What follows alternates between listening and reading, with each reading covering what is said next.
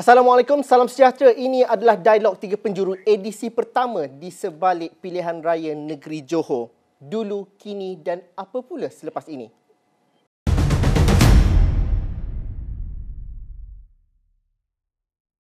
Dialog Tiga Penjuru hari ini memberikan tumpuan kepada pilihan raya negeri Johor selepas Dewan Undangan Negeri diperkenan untuk dibubarkan pada 22 Januari yang lalu. Apakah perhitungannya? Apakah cerita untuk kewajaran pembubaran ini? Saya bersama dengan Datuk Hasni Mohamad, merupakan Menteri Besar Johor yang bersama dengan kita pada malam ini. Turut menemani kita ialah Speaker Dun Johor, YB Suhaizan Kayat, dan juga kita turut ditemani oleh Ustaz Haji Abdullah Hussein, merupakan Pesuruhjaya PAS Negeri Johor. Mungkin terlalu awal nak bercerita mengenai percaturan parti politik, walaupun itu yang sedang dibincangkan dan juga itu sibuk untuk paling giat untuk dilakukan pada ketika ini. Tapi mungkin saya mulakan dulu dengan Datuk Menteri Besar Johor. Kestabilan politik antara alasan ataupun antara sebab Dewan Undangan Negeri Johor dibubarkan. Apa yang bakal menggugat kemakmuran ataupun keharmonian rakyat pada ketika ini yang masih payah dengan masalah ekonomi, masih payah dengan masalah kesihatan COVID-19 sekiranya PRN ini tidak diadakan? Apa kewajarannya Menteri Besar, Datuk Menteri Besar? Terima kasih Zul, dan terima kasih juga kepada rakan-rakan program petang ini bersama dengan YB Suhaizan dan juga Ustaz Abdullah Hussein. Kalau kita bercakap tentang soal kemakmuran ataupun kesejahteraan rakyat ini, itu adalah semua cita-cita sebuah kerajaan. Melakukan yang terbaik untuk rakyat, merancang dan merencana sesuatu yang baik untuk rakyat. Maka atas dasar itu, ia harus bermula dengan sebuah kerajaan yang sempurna. Barulah perancangan untuk menyusun program, untuk menyusun segala inisiatif untuk rakyat itu dapat dijalankan dengan teratur dan sempurna. Jadi untuk itu saya berulang kali menyatakan bahawa kerajaan negeri ini ditubuhkan oleh 56 kerusi Dewan Undangan Negeri, dan untuk mewujudkan sebuah kerajaan adalah 29 kawasan Dewan Undangan Negeri sebagai satu kerajaan yang mempunyai majoriti yang mudah. Maka apabila berlaku kekosongan menjadikan negeri Johor mempunyai Dewan Undangan Negeri di pihak kerajaan dengan 28 saja kerusi, itu menunjukkan bahawa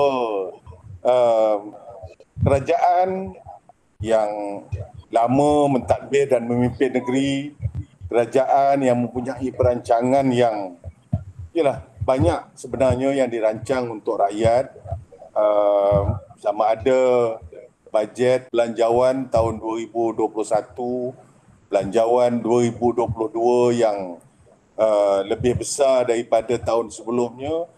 Semua itu dirangka adalah untuk memastikan rakyat itu lebih baik keadaannya daripada tahun sebelumnya.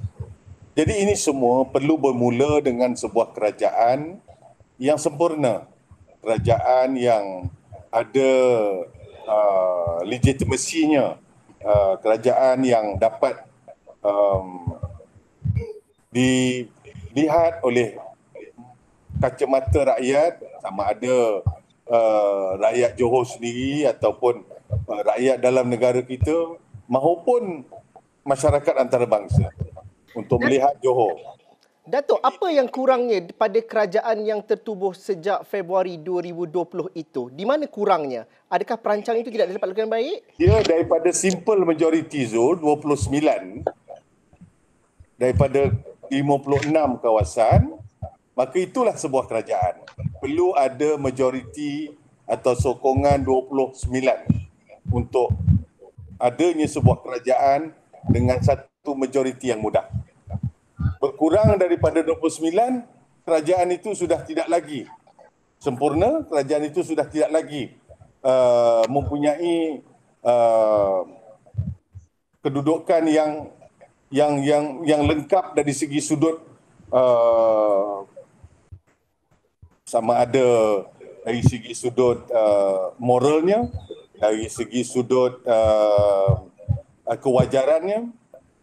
Ini adalah sesuatu yang tidak boleh berlaku di negeri Johor.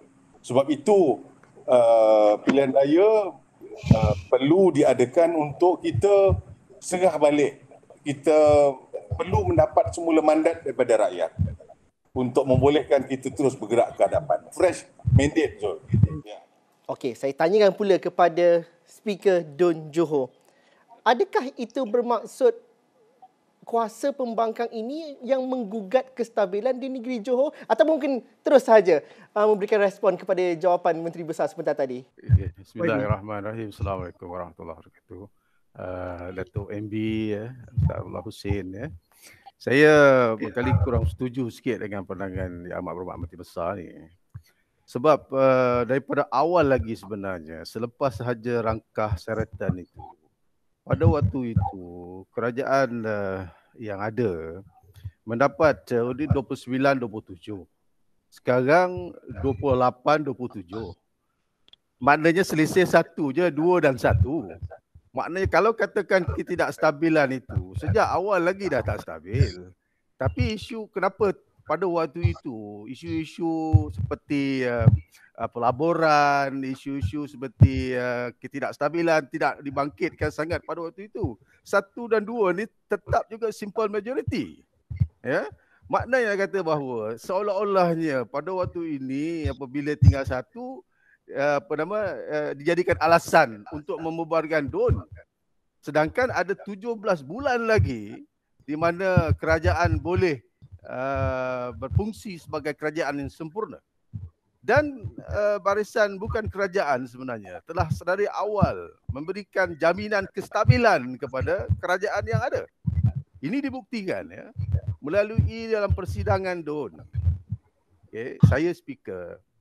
Jadi di sana di dalam dewan itu, daripada rakan-rakan daripada PN ini kebanyakannya tak datang daripada sidang DUN. Mana dalam dewan itu sebenarnya majoritinya adalah daripada bukan kerajaan.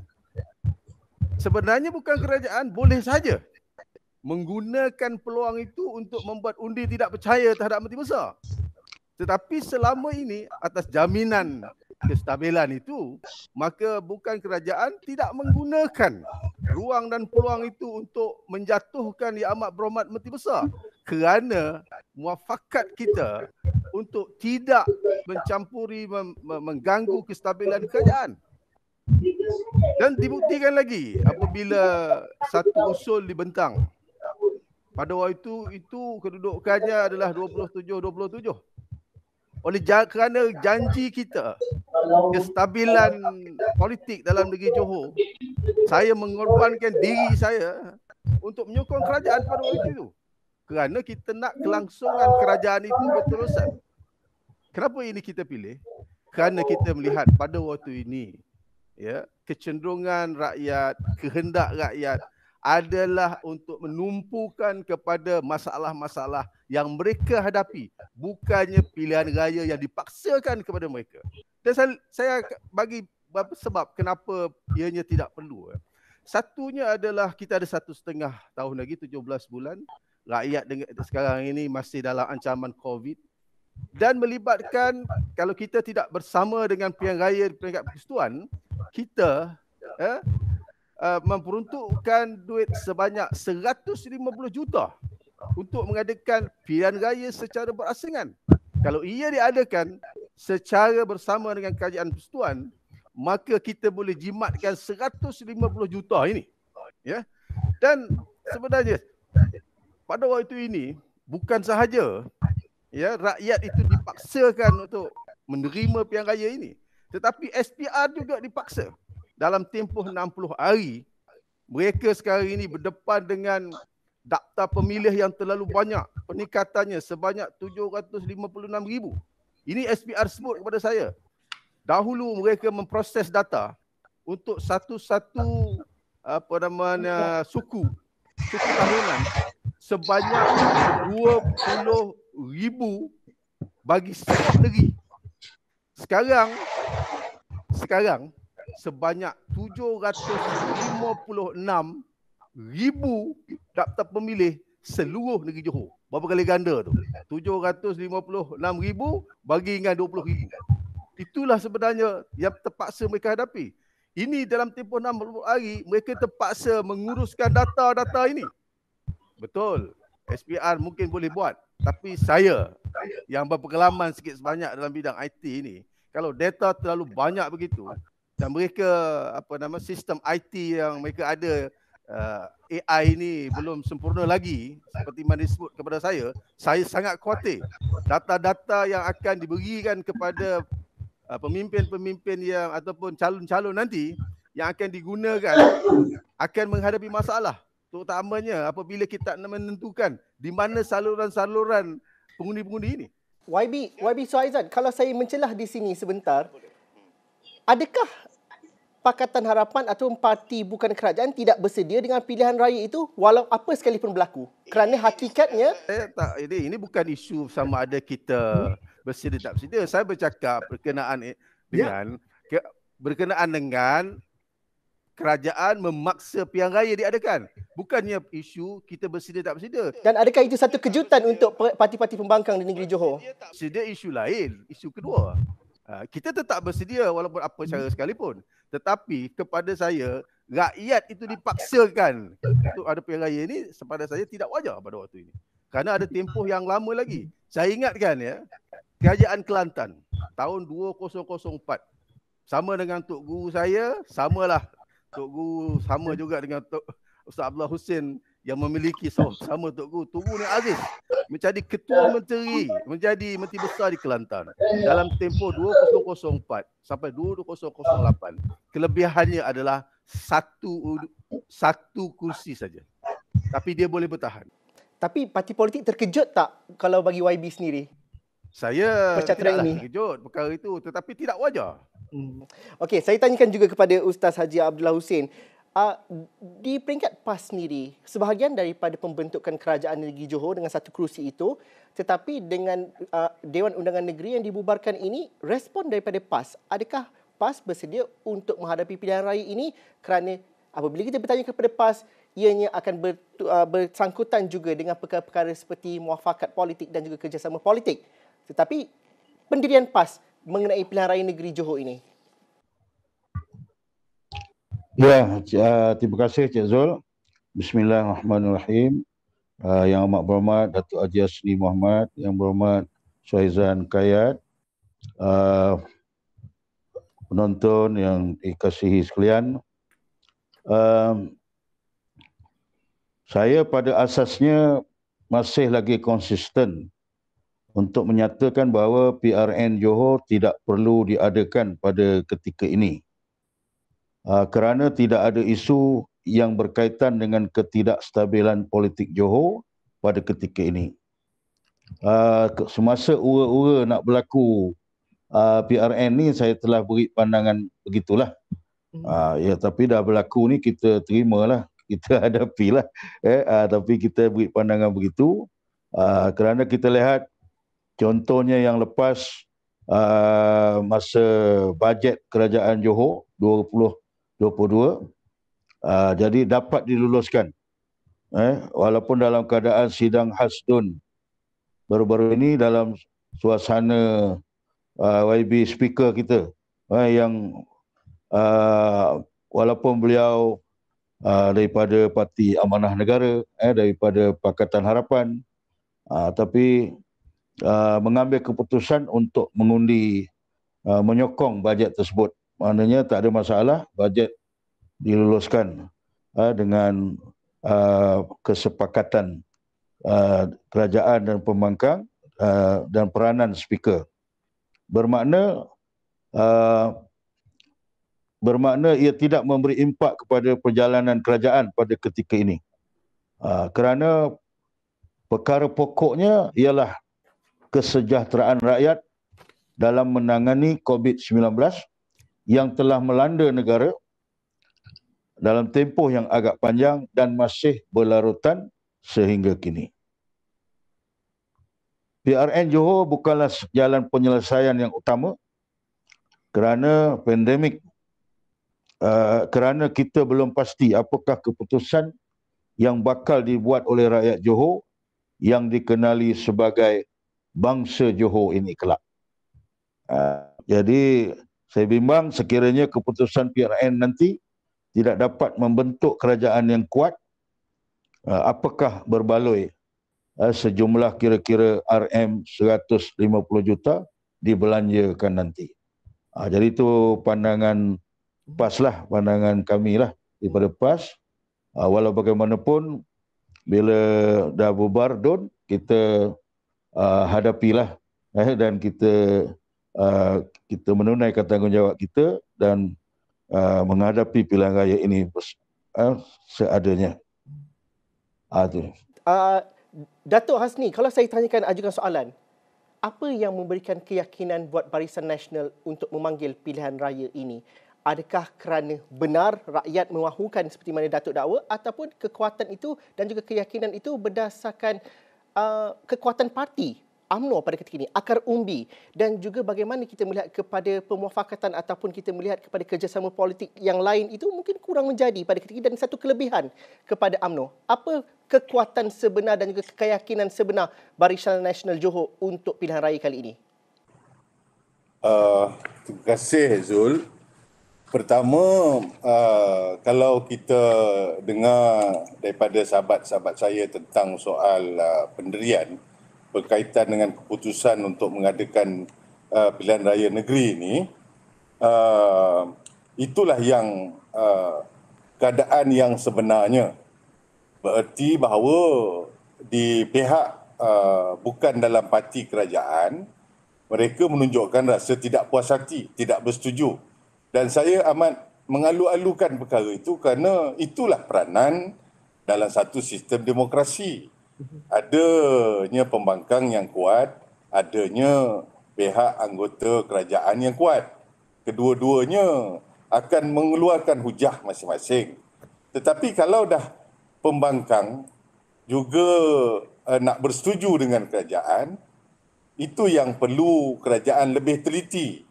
Kerana adanya semak dan imbang itu adalah satu keadaan yang akan memperkukuhkan demokrasi dalam sesebuah sistem. Maka atas dasar itu, kalau misal kata yang berhormat Suhaizan bersebut tadi tentang kedudukan hanya satu undi di Kelantan pada waktu itu, dan UMNO terus tidak menjamin kestabilan, maka itulah peranan pembangkang untuk memastikan bahawa mereka akan mengeluarkan pandangan yang berbeza dengan apa yang kerajaan buat. Maka atas dasar itu kerajaan akan sentiasa berjaga-jaga, kerajaan perlu sentiasa berusaha memperbaiki, menambah kekuatan yang ada. Itu pertama.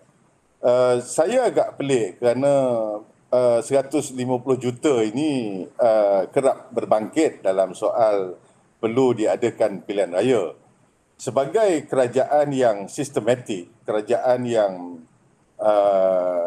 mempunyai perancangan dan juga kedudukan yang tersusun dari segi pentadbirannya, sama ada pilihan raya diadakan sekarang melalui PRN ataupun diadakan pada tempoh ianya diadakan, dalam peruntukan itu sendiri telah menyatakan bahawa selepas 3 tahun pilihan raya ataupun sebelum 5 tahun pilihan raya boleh saja diadakan antara 3 tahun, sehingga kalau di undang-undang ataupun undang-undang tubuh kerajaan negeri Fasal 23.3 bahawa pilihan raya boleh diadakan pada bila-bila masa sebelum tamat 5 tahun. Kalau dah itu menjadi undang-undang tubuh, maka sesebuah kerajaan harus bersedia dengan peruntukan untuk mentadbir negeri dengan baik. Jadi soal 150 juta itu bukanlah terpaksa dikorbankan perancangan pembangunan 150 juta itu terpaksalah golongan B40 tidak dapat pembiayaan dan sebagainya. Itu bukan cara sebuah kerajaan mentadbir. Semuanya telah ada diperuntukkan. Sebab itu dalam undang-undang ianya ada hubung kait dengan peruntukan. Bila ada sesuatu institusi yang dipertanggungjawabkan, maka mereka harus memastikan peruntukan itu tersedia. Penggunaannya adalah mengikut perundangan yang ada. Zul juga bertanya tadi tentang selain daripada keyakinan ataupun keperluan kerajaan, ya Zul? Zul tanya itu tadi. Boleh menang besar tak agak-agak Datuk untuk pilihan raya negeri kali ini? Sebab kalau tak ada keyakinan nak menang besar, takkanlah kita panggil election. Kerana mungkin parti-parti lawan juga mungkin ada strategi sendiri. Itu yang berlaku pada tahun 2018. Jadi tak bolehlah Zul, tak bolehlah. Saya cakap Ustaz Dollah ada, YB Suhaizan ada ni. Ceritalah sikit kerana keyakinan itu yang menyebabkan itu dilakukan sekarang. Saya rasa yang lebih penting soal banyak atau sikit kita boleh. Semua parti yang bertanding saya percaya mereka mempunyai strategi perancangan masing-masing dan menyasarkan. Tidak ada parti yang bertanding untuk kalah. Jadi maka itu yang pentingnya ialah setiap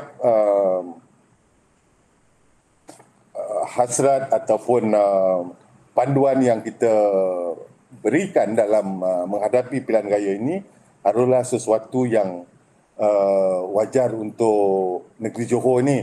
Sebab negeri Johor ni Zul berbeza.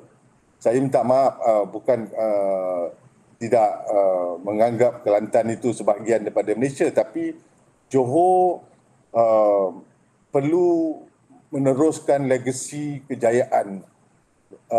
Johor adalah negeri yang telah dapat menyumbang begitu besar kepada negara, bukan hanya dari segi pertumbuhan ekonominya, tetapi Johor terus menjadi negeri yang strategik dapat membantu negara dalam menarik pelaburan, dalam membangunkan pembangunan di dalam negara kita.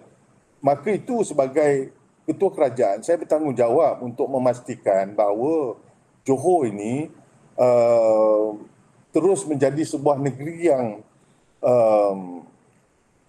mampu untuk dijadikan tempat untuk membuat sesuatu pelaburan, perancangan pembangunan yang terus terjamin, terus menjadi pilihan destinasi kepada pelabur-pelabur yang nak datang ke Johor. Dan Datuk yakin rakyat Johor, bangsa Johor akan berpartisipasi keluar mengundi pada pilihan raya kali ini? Adakah cerita ataupun keluar mengundi adalah keutamaan mereka pada ketika ini? Ada yang berpendapat bahawa apa yang berlaku di Melaka, pilihan raya negeri Melaka, pilihan raya di Sarawak dengan kadar keluar mengundi yang dianggap rendah itu, saya kira yang lebih pentingnya ialah kita mempunyai satu keadaan di mana pilihan raya itu memberi peluang kepada semua pihak. Tidak ada pihak yang bertanding itu merasakan ada kelebihannya pada pihak lain. Maka rakyat ataupun macam di Johor kita ada lebih 700,000 pengundi baru. Saya bersetuju dengan Wabi Suhaizan tadi, itu merupakan salah satu cabaran kepada pihak SPR. Tapi saya percaya bahawa pihak SPR mempunyai keupayaan dan kemampuan untuk mengurus data-data ini supaya perjalanan pilihan raya itu sempurna, selamat dan memberi sepenuh kebebasan kepada pengundi-pengundi untuk melaksanakan tanggungjawab mereka. Itu lebih penting daripada kita menganggap bahawa 50%, 60% tak keluar mengundi ataupun yang hanya keluar mengundi sebagai satu gambaran tidak mencerminkan sokongan rakyat ataupun saya kira itu tidak wajar diukur begitu. Terima kasih. Ya, Ustaz Zul, kalau boleh saya sentuh sikit. Okey, silakan. Ya, saya nak respon sikit ke yang disebut oleh Ahmad Berhormat Menteri Besar tadi ya.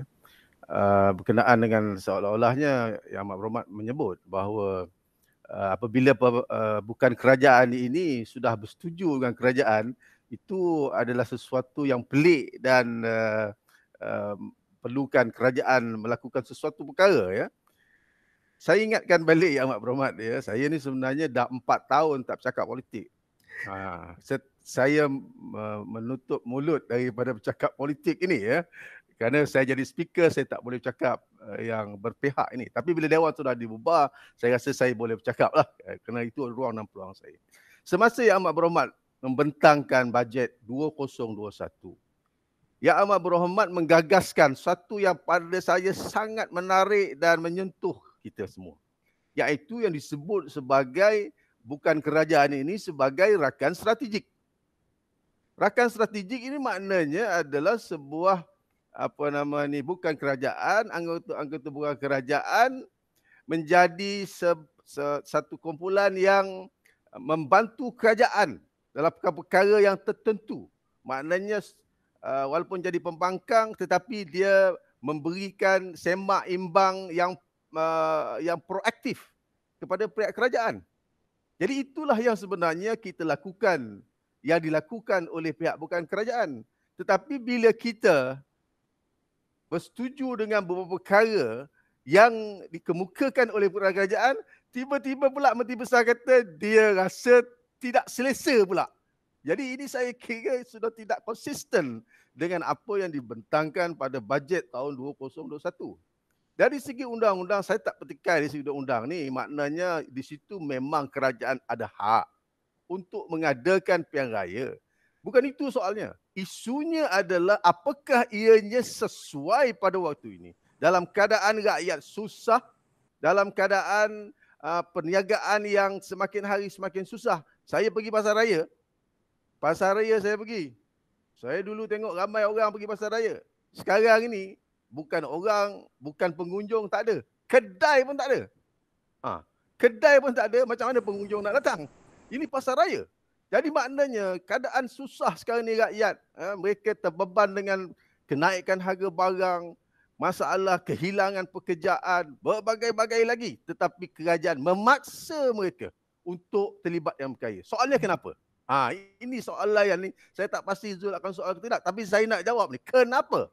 Soalnya kenapa kerajaan memaksa rakyat untuk terlibat dengan berkaya? Saya nak sebut. Ini ada kaitan dengan kenyataan yang dibuat oleh Timbalan Presiden UMNO, Datuk Muhammad Hassan. Dalam kenyataannya, selepas sahaja pilihan raya di Melaka, dia menyebut, memang dalam war room, saya yang ketuai war room ini. Saya kata, threshold jumlah yang keluar mengundi mesti, mesti tidak lebih daripada 65%. Mesti. Maknanya UMNO mahu rakyat tak keluar mengundi. Lepas tu dia kata, kalau tidak daripada itu, UMNO tak mungkin dapat menang kerusi yang banyak. Bermakna bahawa dalam maksud disampaikan oleh Timbalan Presiden UMNO ini, dia mahu supaya rakyat tak keluar mengundi. Ini maksud yang bahaya. Sebab itulah dia pilih pada tarikh ini. Kenapa? Ini adalah tahun baru Cina. Tahun baru Cina ni, bila Cina dah balik raya, dia tak akan balik raya untuk mengundi pula untuk kali kedua. Dia kata, mau macam mana mau pergi mengundi dulu, sudah balik ni mau balik lagi kah? Jadi dia akan pergi pilih satu, sama ada pilihan raya atau raya. Kalau dia balik raya, dia tak pergi balik pilihan raya. Inilah yang barangkali dikendaki oleh UMNO Barisan Nasional supaya jumlah turnout undi itu berkurangan. Satu. Yang kedua, ramai pekerja di Singapura tak boleh balik. Dulu kita boleh burang-alik 350,000 orang setiap hari. Sekarang tinggal berapa ribu saja boleh burang balik dengan sekatan-sekatan SOP dan sebagainya. Mereka tak boleh balik. Bila tak boleh balik, mereka tak boleh mengundi. Sebahagian mereka adalah kaum Tionghoa. Dan kaum Tionghoa ini, atas dua peristiwa ini, mereka tidak boleh balik. Dan sebahagian mereka adalah pengundi Pakatan Harapan. Jadi itulah peluang yang digariskan oleh War Room UMNO supaya pilihan raya ini diadakan. Satu. Yang ketiga dalam kes di Melaka. Ramai daripada pengundi pada waktu ini, mereka tak selesa untuk keluar mengundi.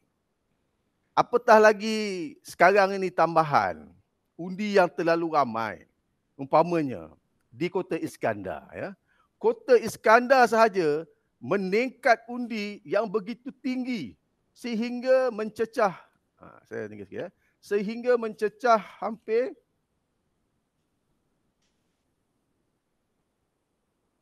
saya tak ada figure, tapi jumlahnya terlalu besar. Ada 40, ada 60%. Dari dulu di Kota Iskandar 60,000, sekarang 100 lebih ribu. Jadi maknanya yang akan mengundi di Kota Iskandar itu terlalu ramai. Bila terlalu ramai, bayangkan macam mana mereka nak beratur. Jadi di situ melahirkan ketakutan kepada pengundi untuk keluar mengundi. Bila tak keluar mengundi, ini barangkali yang disepakati oleh War Room UMNO supaya mereka tak keluar mengundi dan mereka mendapat kemenangan dalam pilihan raya akan datang. Datuk Asni, mungkin respon terus. Adakah benar secara ringkas? Saya tak balik. Saya ingatkan ya, dalam kes di Melaka, walaupun kerajaan UMNO Barisan Nasional mendapat 2/3 majoriti, tetapi hakikatnya UMNO Barisan Nasional di Melaka hanya mendapat 38% sokongan populariti di negeri Melaka. Sokongan popular hanya mendapat 38%, tetapi menjadi kerajaan 2/3 majoriti. Apakah kita nak sebuah kerajaan yang minoriti sokongan rakyat tetapi menjadi majoriti akibat daripada teknikal ini yang dipaksakan mengundi kepada rakyat pada masa yang tak sesuai? Zul, saya rasa kalau isu yang dibangkitkan oleh YB Aizan tadi pun sama sebenarnya. Semua parti-parti yang bertanding. Kalau kita ambil kira yang bekerja di Singapura, yang balik pun bukan semuanya sokong pembangkang pun. Ramai juga yang penyokong kerajaan. Kita pun rasa terkesan juga bila BTL hanya membenarkan jumlah pengembara yang begitu sedikit, begitu rendah. Tapi apapun, itu adalah keadaan yang saya kira ianya memberi kesan kepada atau tidak berpeluangnya mereka untuk menentukan pilihan mereka kepada semua parti-parti yang bertanding. Yang keduanya saya rasa di Melaka ni, yang keluar hanya berapa 65%. Dengan itu Barisan Nasional menang 21 kerusi, Zul. Kalau saya rasa 70% keluar, semua 28 kerusi kita menang. Jadi eloklah 65% saja keluar. Ya, jadi berilah peluang pada parti lain. Gurau je, minta maaf saya. Boleh teruskan. Yang dalam nanti kalau tension sangat pula kan nanti kita hilang kita punya fokus. Yang pentingnya apa yang dicakap inilah gambarannya bahawa sistem demokrasi yang ada, kalau nak diukur daripada popularity vote, kita terpaksa ubah sistem kita untuk bukan lagi first past the post. Kita guna sistem majority yang berjaya, tapi bukan itu sistem kita. Jadi bawalah ke parlimen untuk pindah sekiranya itu cara untuk kita menentukan kemenangan. Dialog 3 penjuru berhenti rehat seketika dahulu. Kita jumpa lagi selepas ini.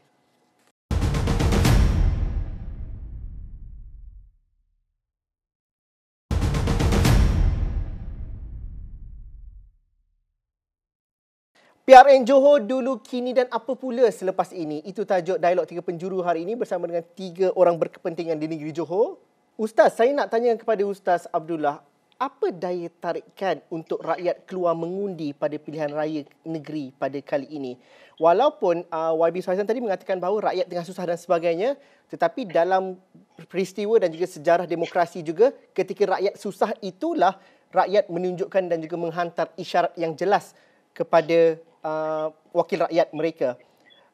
Tapi dalam situasi 700,000 pengundi baharu, ni bukan saja pengundi muda, 700 pengundi baharu yang tidak berdaftar pun dah masuk sekali dalam senarai. Apa tarikan? Bagaimana mereka mahu berpartisipasi dalam pilihan raya negeri pada kali ini, Ustaz? Pada pandangan saya, maknanya kita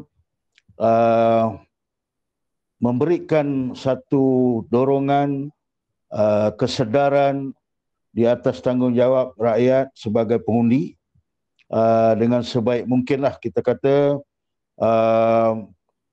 semua pihak, semua parti, semua pihak mendorong pengundi-pengundi, termasuklah juga pihak media, termasuk Astro Awani, termasuk TV, Surat Khabar. Jadi kita kena ada satu kempen kesedaran dalam menjelang PRN ini supaya rakyat menunaikan tanggungjawab untuk keluar mengundi.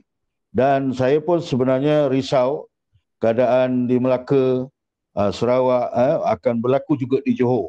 Kita harap di Johor pilihan raya kita ini akan berjalan dengan rancak, akan jumlah pengundi yang besar sehingga dilihat sebagai pilihan raya yang cukup berbaloi lah, kita kata. Jadi maknanya itulah. Dan pengundi baru, golongan muda dan sebagainya perlu diberikan motivasi untuk keluar mengundi. Ya. Kalau di PAS sendiri, apa yang PAS nak lakukan supaya semua jentera dapat bergerak, semua ahli-ahli PAS di Johor dapat keluar mengundi dan juga berpartisipasi? Memang kita membuat arahan kepada PAS kawasan-kawasan, ada 26 kawasan untuk memberikan ataupun mengerahkan jentera pilihan raya, yang mana sama ada kawasan itu PAS bertanding ataupun PAS tak bertanding, tapi jenteranya mestilah membantu di tempat-tempat yang kita bertanding, dan kita anggarkan jentera kita pada kali ini lebih kurang 13,000. Kalau dicampur dengan jentera luar mungkin lebih daripada 15,000 orang. Jadi ini memang kita sudah berikan satu arahan kepada ke semua kawasan parlimen, dan dalam masa yang terdekat ini kita akan membuat satu perhimpunan ataupun satu retreat ke ataupun sebagainya lah untuk memastikan akan berlangsung ataupun akan melaksanakan tanggungjawab mereka semua. Di samping itu, kita juga berperanan untuk melalui medsos dan sebagainya untuk mendorong rakyat keluar mengundi seramai-ramainya. Kerjasama dan juga jentera itu nanti akan membantu tim mana dalam parti politik di kawasan-kawasan tertentu? Adakah sudah ada ketetapan untuk bersama dengan UMNO ataupun parti bersatu ataupun macam mana? Adakah itu sudah dibincangkan dan dimuktamadkan? Saya menyebut jumlah tadi itu di kalangan ahli PAS saja. Ahli PAS, petugas-petugas PAS dalam negeri Johor dan juga yang akan datang membantu daripada luar Johor. Itu dalam konteks ahli PAS sajalah. Soal yang Cik Zul tanya itu kita sedang dalam rundingan, sedang dalam usaha. Masih ada masa lagi sebab SPR pun akan bermesyuarat pada 9 bulan. Tarikh penamaan calon pun belum lagi. Jadi sempatlah saya nak minum kopi dengan Yang Amat Berhormat Datuk Asni. Sempat lagi lah berbincang. InsyaAllah asalkan Datuk Asni dia bolehlah ambil masa sikit dalam kesibukan dia untuk bertemu, insya-Allah. InsyaAllah nanti boleh minum goreng pizza. Sebenarnya Cik Zul, saya kesian dengan PAS ni. PAS nak mengadakan pertemuan dengan Datuk Asni sibuk. Tapi dia boleh jumpa dekat Maya aje. Okey, itu kita simpan untuk minggu akan datang. Itu perbincangan tu nanti sambil minum kopi. Kalau kita jumpa secara maya, lepas tu kita akan jumpa secara fizikal dalam masa terdekat. Boleh Datuk Okey. Asni Terbaik. Okey, YB Jol, Suhaizan. saya tak habis lagi tadi. Silakan. Pasal yang Ahmad Rahmat sebut berkenaan dengan maknanya UMNO dengan Barisan Nasional Pakatan Harapan ni menghadapi maknanya masalah pengundi yang sama. Maknanya pengundi Barisan Nasional pun tak boleh balik juga daripada Singapura. Saya nak sebut dua perkara. Yang ramai bekerja di Singapura ni adalah kaum Tionghoa, satu. Yang kedua, yang dah balik raya Cina ni kaum Tionghoa. Kaum Tionghoa ni terbukti dalam pilihan yang lepas adalah pengundi Pakatan Harapan. Sebab itulah Datuk Hasni, kawasan majoriti Melayu, Datuk Hasni menang. Kawasan lebih Cina sikit di kawasan Pulau Sebatang, YB Taqiyuddin yang menang. Jadi sebenarnya tak seimbang itu sebenarnya. Maknanya pengundi-pengundi Pakatan Harapan lah yang menjadi mangsa pada waktu ini tidak dapat balik secara beramai-ramai. Dan yang kedua, mereka ini adalah sudah berada dalam mood hari raya. Jadi maknanya kitalah yang menjadi mangsa pada waktu ini. Saya kira itu perlu dijelaskan tu, ketidakadilan itu.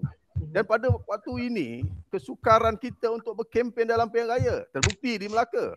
Di Melaka, saya berkempen, ini pengalaman saya. Datuk Hasni mungkin tak dapat rasa ni sebab dia sibuk, dia pejabat kan. Saya ada masa sikit turun ke Melaka tu berkempen. Saya naik motor, bawa calon, berjalan-jalan ke rumah-rumah ni. 5 orang aja.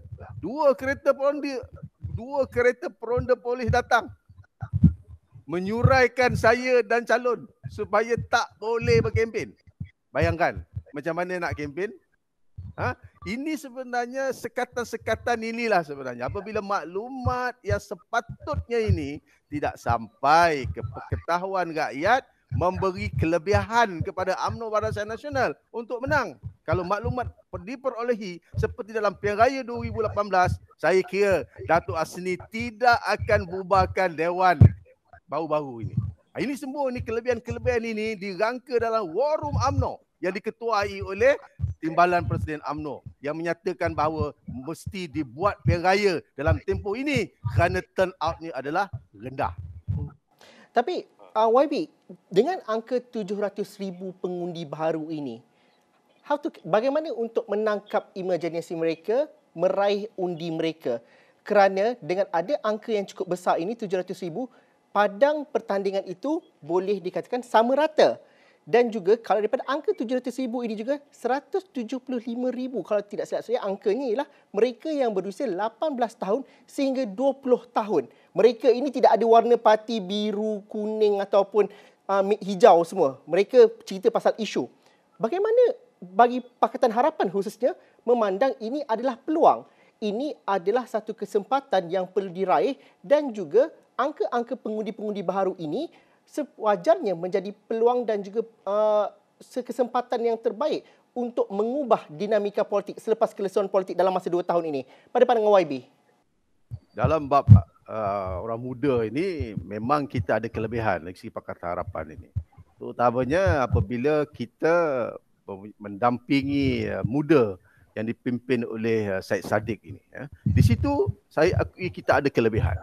Dan itulah sebenarnya antara faktor-faktor yang berlainan daripada apa yang berlaku di Melaka. Di Melaka itu pada waktu itu belum lagi pengundi auto dan juga pengundi 18 tahun mereka diwartakan sebagai pengundi.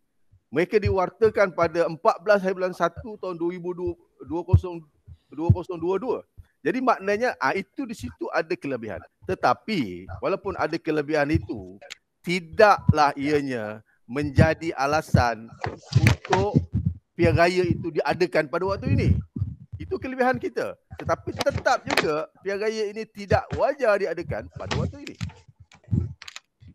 YB, Datuk Menteri Besar Johor, 700,000 ini adakah satu percaturan juga buat BN untuk PRN kali ini?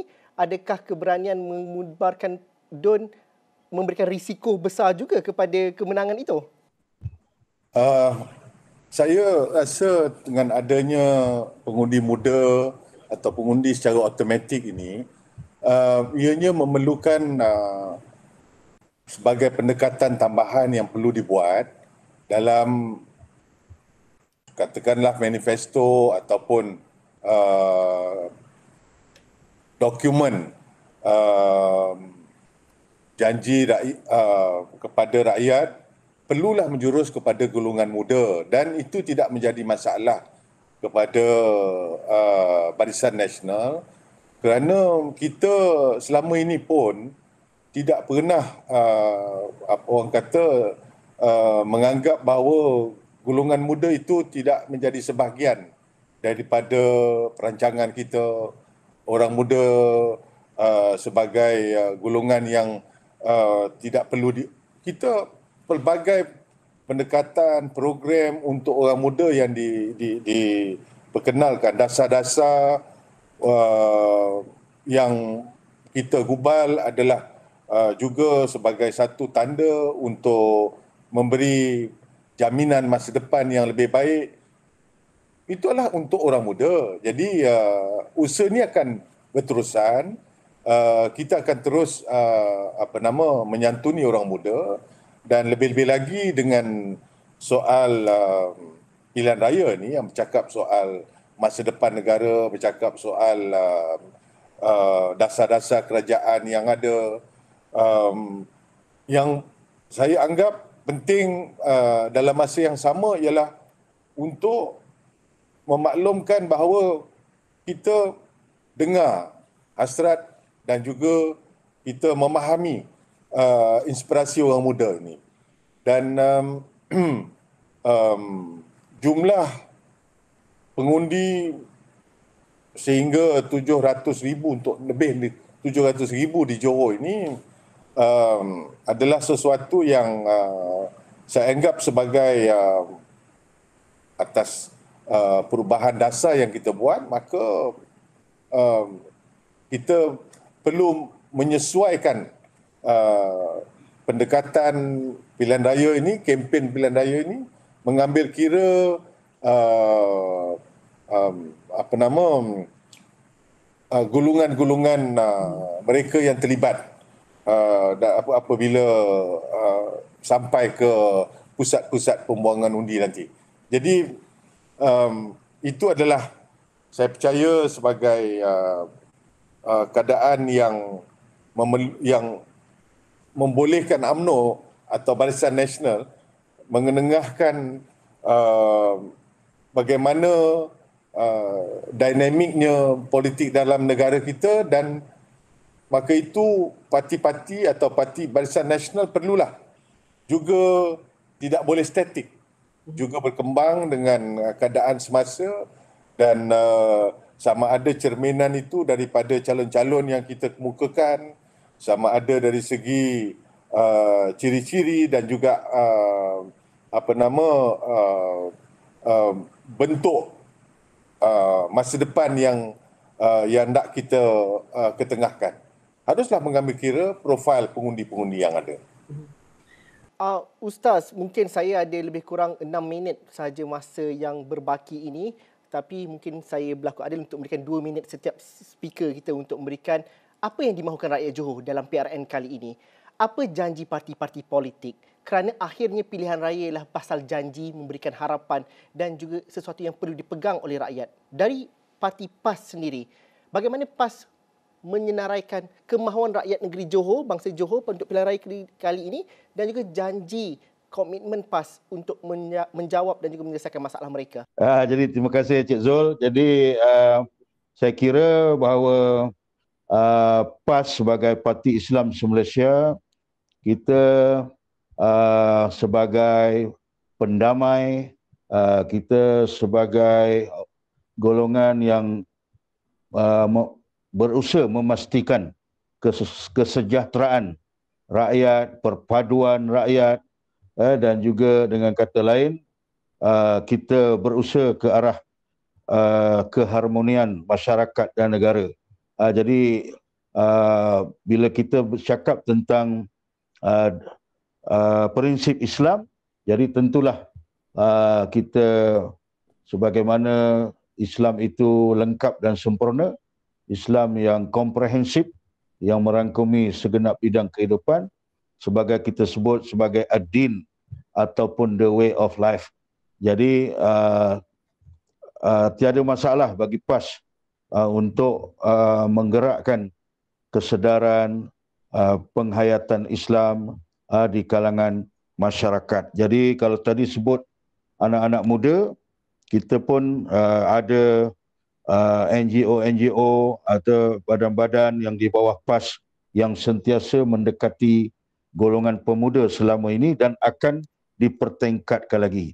Kita ada Jabatan Amal Malaysia, Khidmat Malaysia, semuanya majoritinya adalah pemuda-pemuda yang berkhidmat. Kita ada DEX, kita ada ARC, ada Brigade Muslimat atau Brigade Wanita, kita ada Squad Perhatin Muslimat atau Wanita dan berbagai-bagai lagi. Jadi ini membolehkan kita insya-Allah memberikan satu tawaran ataupun kita boleh tackle lah golongan pemuda-pemuda ni. Jadi itulah sedikit Cik Zul yang nak sebagai kesimpulan. Wallahu a'lam. Datuk Menteri Besar, apa tawaran untuk rakyat negeri Johor dalam pilihan raya kali ini dan juga apa keperluan paling mendesak untuk diselesaikan melalui pilihan raya ini? Kerajaan negeri Zul perlu ada matlamat. Dalam tempoh 5 tahun yang akan datang, matlamat yang jelas, hala tuju yang jelas, rakyat tugas Barisan Nasional ialah untuk mengangkat negeri Johor ini kembali kepada tahap yang lebih ke hadapan. Kita ingin melihat bahawa Johor terus berada kalau tak nombor 1, nombor 2, kalau tak nombor 2, nombor 1 dalam segi kita menyumbang kepada KDNK negara, dari segi pelaburan dari luar, dari dalam, kalau tak nombor 1, nombor 2, tak nombor 2, nombor 1 balik semula. Tetapi kita hari ini berada dalam kedudukan nombor 6, nombor 8, bukan sesuatu yang kita harapkan. Jadi itu satu sudut saja yang saya nak sebut dalam masa yang amat terhad ini. Jadi matlamat harus disandarkan kepada ikhtiar yang sewajarnya. Tak boleh kita bercerita matlamatnya. Ikhtiarnya apa? Ini akan diceritakan kepada rakyat Johor. Apa yang kita nak buat? Apakah ikhtiar kita dan apakah matlamat kita? Selama ini negeri Johor itu begitu makmur, begitu berjaya adalah kerana ianya mempunyai satu matlamat dan juga usaha yang dapat mensejahterakan rakyat di Johor ni. So that is what Johor is doing. YB Suhaizan, akhirnya sekali, apa yang rakyat Johor perlukan dalam pilihan raya kali ini dan juga parti politik daripada parti-parti pembangkang, apa penyelesaiannya? Kerana itulah yang mungkin menjadi modal untuk mereka keluar mengundi dan juga membuat pilihan. Yang pertamanya adalah pada waktu ini banyak kilang, kedai-kedai, tempat mereka bekerja ditutup. Jadi mereka pertama sekali adalah mereka telah hilang pendapatan. Rakyat sudah kebanyakannya hilang pendapatan. Mereka tidak cukup duit untuk terus hidup. Ini persoalan yang besar, yang penting kita beri perhatian, iaitu memberi peluang pekerjaan kepada mereka. Satu. Yang kedua adalah satu yang sangat didesak adalah pintu sepadan Singapura ini perlu dibuka segera. Kerana mereka berdepan dengan masalah. Dulu 350,000 boleh berulang alik antara Johor Bahru dengan Singapura. Tapi sekarang tidak. Mereka tidak boleh bergerak. So peluang mereka untuk mendapat pekerjaan di Singapura tidak boleh. Yang ketiganya adalah harga barang pada waktu ini sangat-sangat meningkat. Makna nak beli ikan, sayur meningkat, beli bawang meningkat, semua meningkat. Dahlah pendapatan mereka terhad, mereka tidak ada pekerjaan yang tetap. Kalau kita pergi di pinggir-pinggir bandar, di bandar banyaknya kedai-kedai di tepi-tepi jalan yang telah ada pada waktu ini. Ini melambangkan mereka dalam keadaan susah ini. Barang pula meningkat. Jadi ini perlu ada cari mekanisme supaya harga barang ini dapat diturunkan. Begitu juga dengan rumah mampu milik ini. yang mereka perlukan rumah, mereka tidak ada rumah, mereka perlukan pada waktu ini rumah-rumah yang boleh menempatkan keluarga mereka di dalamnya ini. Ya, itu ialah sebahagian yang saya rasa perlu diberi keutamaan bagi orang politik ataupun kerajaan yang akan dipilih rakyat selepas daripada pilihan akan datang. Kami juga mengharapkan isu-isu rakyat itu yang akan diangkat oleh ahli politik apabila kita ketahui tarikh-tarikh pilihan rayanya nanti. Terima kasih saya ucapkan kepada Ustaz Haji Abdullah Hussein, Pesuruhjaya PAS Negeri Johor, Menteri Besar Johor Datuk Hasni Mohamad dan juga YB Suhaizan Kayat, Speaker Dun Johor kerana sudi bersama kami dalam Dialog Tiga Penjuru. Ini adalah mukadimah untuk Dialog Tiga Penjuru yang lebih panjang sepanjang pilihan raya negeri Johor ini. Teruskan bersama kami di seluruh platform kami. Assalamualaikum dan salam sejahtera. Kita jumpa lagi minggu depan.